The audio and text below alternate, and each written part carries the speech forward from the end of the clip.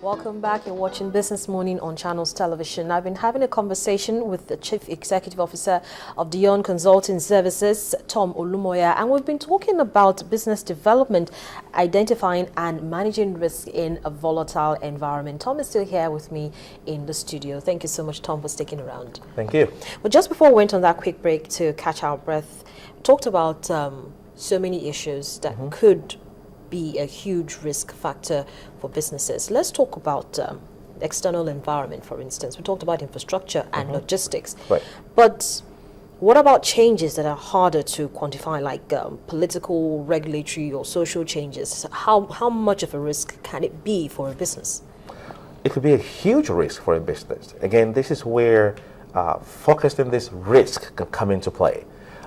Having an idea that if your business is affiliated with any political party, I think there could be a big problem. Or it's better to just stay away from that kind of stuff. I think businesses should stay away from politics, period. I mean, it's got nothing to do with you. You're just servicing the people of the community or of the entire country. Stay away from politics. That's my 101. But external forces. Before you can hire someone to work on your company to take a look at the risks, I think it's fair enough to check out their background, see what they've done before. Have they worked for other companies before? So you want to take a look at that. Speak with those companies. What did they do for you? What happened after they left? Check out their backgrounds. They have to have substantial resume to show you before you can hire them, because you don't want to bring them in, they zap your money and nothing different. Because this is about growth into your business. I've seen a lot of businesses around here where they fail to manage their risks. So two things could happen. Your business can collapse, or you're pumping more money. You just kept borrowing money into your business.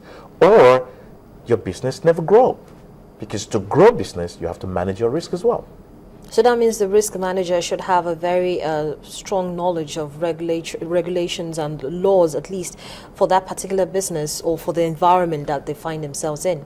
Absolutely. That's part of risk management. That individual or the party you're hiring will come with all those documents: the government regulation, the federal government regulation, state government regulation, local government regulation, your taxes, your infrastructure, your how many numbers of people you have to hire, how many people can stay in this building. So that's their job. That's not your job. Their job is not to tell you how much you pay somebody. Their job is to forecast the risk or to identify the risk quickly, and then we start to tackle it one by one, and then monitor it, measure it, if it's not working or if it's working. Talking about measuring those kind of risks, how about exchange rates, commodity prices, interest rate fluctuations as well? How can businesses, factor that into their planning? That's a very good addition to that. It depends on the size of your business. If your business deal with international, of course you want to take a look at those things, and that will have to do with your profit margin, your bottom line, if you will. So your sales, maybe you might want to raise your margin a little bit to blend with the market, and then people you're dealing with, if you're international, of course they will understand the market because they know the market fluctuates. Talk about oil. If you're into oil or if you're into logistics, oil goes up, it goes down. So your folks will know that has to be passed on to them. Again, that's part of risk. Someone has seen that and they will let you know gas is going up. I mean, petrol is going up, or the oil price is going up. So we need to move our margin. If we move it down or move it up, that's part of risk management. It's not the owner of the business that would dictate that, because they might not say it.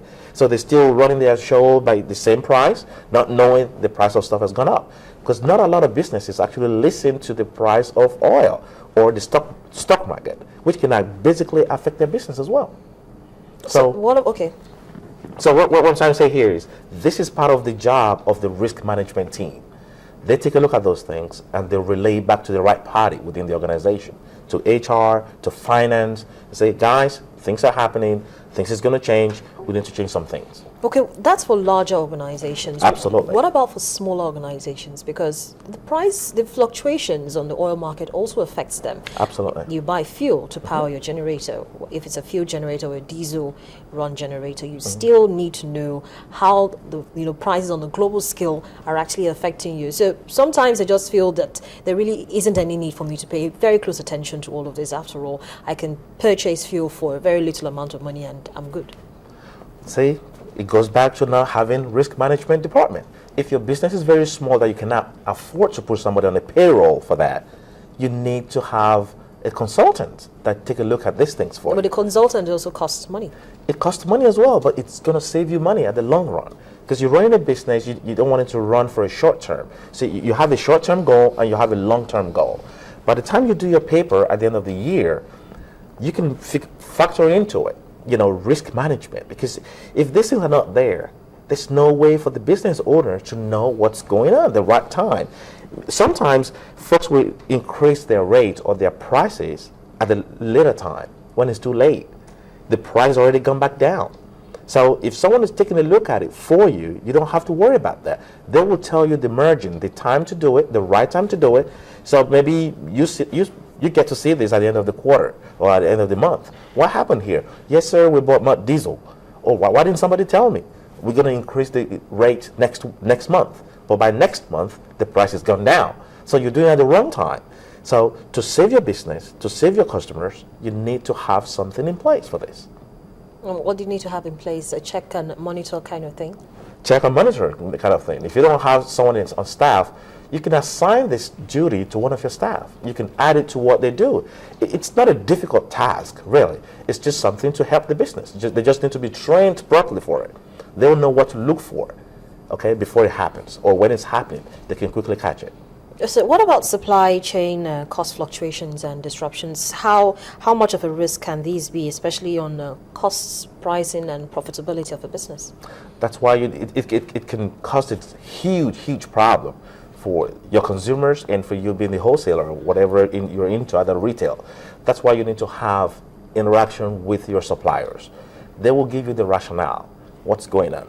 And if your supply chain, if they have those things in place as well, they'll be able to communicate this with you.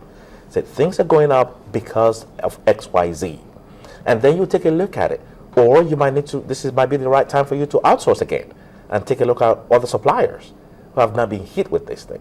See, your AVP approved vendors or whatever that you might have, you might want to have one or two in place, not just one person, one company.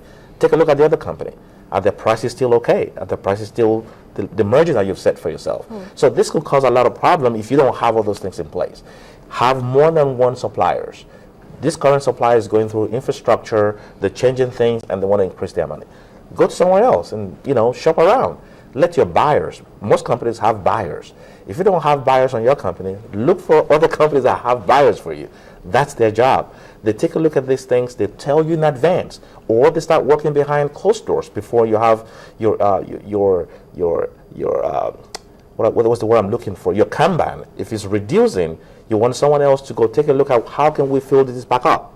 Not necessarily with this current supplier that you have because their price is going to go up. So this is all part of risk. Now, some have actually argued that most growing companies are so focused on immediate production that they spend little or no effort on building operational infrastructure like work procedures, performance management, rules, policies, staffing, and even the selection of technology that they use in training and all that of their staff.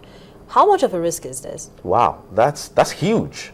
That's huge because now we factor in about 3 different kind of risks into this. Because if your staff are not going through the pipeline of leadership, that can ruin the business as well. If they've never gone through the pipeline, you just brought somebody in, have no experience on anything at all, and then to lead a lot of people, it causes emotional stress within the company. Someone that's been working for you for years, they fail to be promoted by one reason, whatever, it's up to the business owners.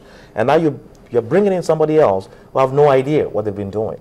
It's going to cause emotional stress for that. The person you're bringing in is going to cause a lot of emotional stress on the folks that are currently working with the organization. So there's a lot of risk factor into this. So this is where agencies are put into place. I mean, let agencies handle those things for you. This, you might think you spend a lot of money, but you're spending money to make money. You're spending money to keep your business in place. You're spending money to be able to expand your business. I'm worried about a lot of businesses not expanding. I mean, I've seen businesses in this community that they have 10 folks working, the same 10 people working, same post, the owner of the business just living day to day, nothing is happening. Maybe he's not ready, or they are not ready to take the risk that they see standing in front of them. Well, there's a lot of human waste risk. When I say human waste, they're sitting there, they're not bringing in any business, they're not talking to you about any business, they're waiting on you as the business owners to make the change all the time. Why are you hanging on to these people? See, there's a lot of intellect around here. There's a lot of people with a lot of intelligent people. But when you have folks, you're not allowing them to use their intellect. You have business meeting, no one is coming up with something new. The business owner have to be the only person that's coming with something new. That's a lot of stress on the business owner. So you have to task these people. Responsibilities have to be on their plate. Accountability have to be on their plate. Every quarter, I want to see some difference. What are you bringing into table? I mean, why does it have to be me only? I mean, I hired you. You've gone to college. You've gone to university. What are you bringing to table? Just paying you your salary? And I see a lot of businesses in this environment running that way, whereby it's just the owners that is going to make changes. They never go to the owners for changes. But one other thing that I've noticed is a lot of owners, they don't like to let go. They like to just hold on to it. This is my business. I own this. You know, I hired you, but you hired me because I have some things in my coconut. Will you allow me to use those things? But then it's another problem. there's